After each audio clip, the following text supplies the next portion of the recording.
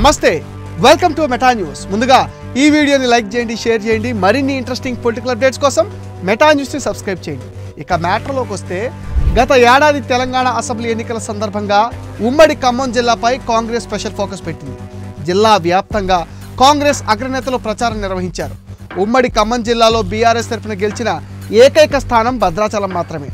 Assembly ఎన్నికలకు ముందు కాంగ్రెస్ నుంచి బీఆర్ఎస్లో చేరిన తెల్లం వెంకట్రావు టికెట్ దక్కించుకుని గెలిచారు. జిల్లా నుంచి గెలిచిన బట్టి విక్రమార్క డిప్యూటీ సీఎం అయ్యారు.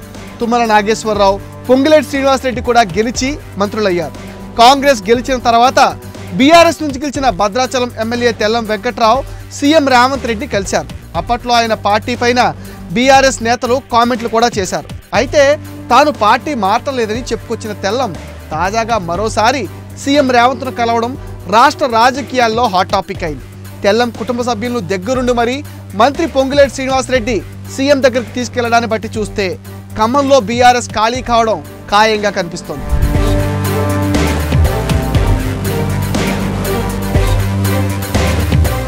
తెలంగాణ ఎన్నికలకు ముందు బీఆర్ఎస్ పార్టీలో ఉన్న మాజీ మంత్రి పొంగులేటి శ్రీనివాసరెడ్డి కాంగ్రెస్లో చేరారు.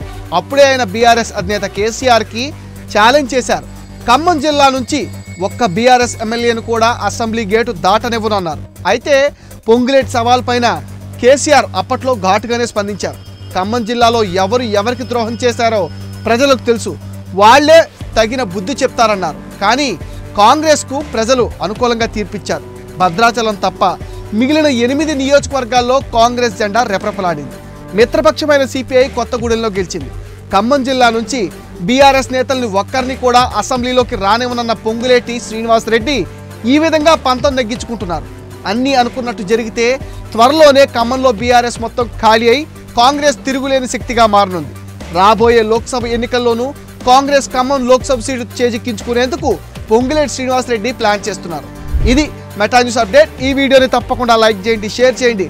అండ్ మరిన్ని interesting Andhra Telangana political updates కోసం please subscribe to Meta News. And మీ విలువైన ఒపీనియన్ని కామెంట్ సెక్షన్లో పోస్ట్ చేయడం మర్చిపోద్దు. మీరిచ్చే కామెంట్ సపోర్ట్స్తో మరించి మంచి వీడియోలు చేస్తాం. Please subscribe to Meta news.